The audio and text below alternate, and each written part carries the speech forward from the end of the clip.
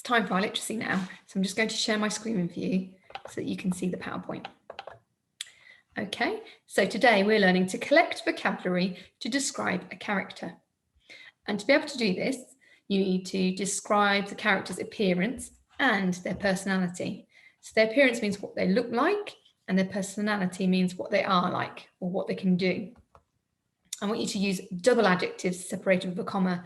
That's two describing words with a comma between them, and to use descriptive phrases.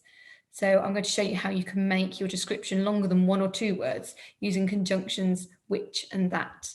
Okay. Here are the parts of the story where the dog is described. I want a pet with personality. I want a dog that has floppy spotty ears, a long waggy tail, a soft wet nose and a warm pink tongue. I'd really like a dog that can catch balls I throw, that can learn fantastic new tricks, and that I can chase around trees. After all, it is common knowledge that a dog is the perfect pet for a boy, said Henry confidently.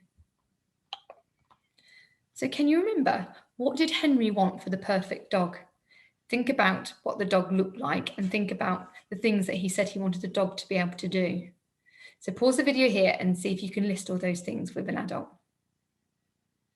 Okay, let's see what you came up with. So give yourself a little air tick for the ones that you said. Floppy spotty ears, a long waggy tail, a soft wet nose, a warm pink tongue, to be able to catch balls. So one of the things that the dog can do now is personality, to catch balls, learn fantastic new tricks, and chase around trees. He believed that all of those things together would give him the perfect pet dog. So there it is, look. How many did you get? I bet you can remember lots of them because you know the story really well now. So what if the dog was a cat? Like this one. What would Henry want from a perfect cat? So think about not only what the cat looks like, but things that cats can do, like the dog could chase around a tree, could catch a ball. What sort of things can cats do? Think about what the cat would look like and what the cat might do. Think of double adjectives and phrases to make your ideas more exciting. It's not just one describing word, so if you think of those two with a comma between them. It might help you to put a little circle around the part that you're going to describe and come up with 2 adjectives for that part and then move on to the next part.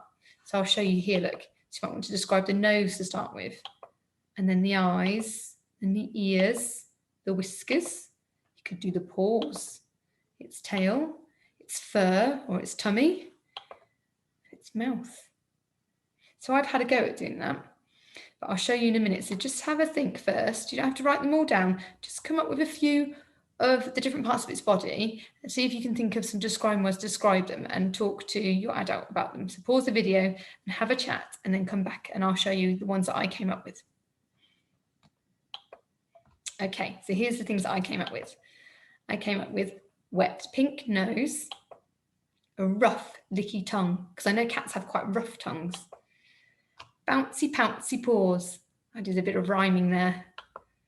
A long fluffy tail. Does look fluffy, doesn't it? Snowy white fur. Cuddly and snuggly. Okay, do you remember that challenge? I said that you could extend some of your descriptions with the words that and which, those conjunctions. So I'm going to show you how I did that now for the cat's eyes and ears. Large green eyes. So there's my double adjective, large green eyes. And then I've used that, the conjunction, to make it a little bit longer. So I'm giving more information about the eyes. So large green eyes that are always on the lookout for adventure. Just makes it a little bit more exciting. And then for the ears, again, I've got my double adjective first. Pointy, twitchy ears, which can hear the slightest of sounds. Can you see how it helps you to imagine a little bit more what that character's like? Okay. And then I came up with parts that describe the cat's personality. So I've got curious and clever, because cats are quite curious. They get themselves into trouble. Athletic and agile. They can jump onto fences and jump off fences, and they always land on their feet, don't they? So I think that you could describe them as being athletic and agile. Playful, but mischievous. Definitely. That's definitely a cat's personality, I think. So that's how I did. Now, if you like a couple of my things, I don't mind if you magpie them for your own, that's fine. We're not writing in full sentences today, because that's what we're going to be doing tomorrow. We're just collecting that vocabulary ready for that, so that tomorrow's work is a lot easier, because you've already done all the thinking of ideas. We'll just be putting them into sentences. So do make sure that you keep hold of this work, because you will need it tomorrow, and that you send it in to us, because this is the piece of work that we would like to see today. Okay, it would be great to see how you got on. Good luck.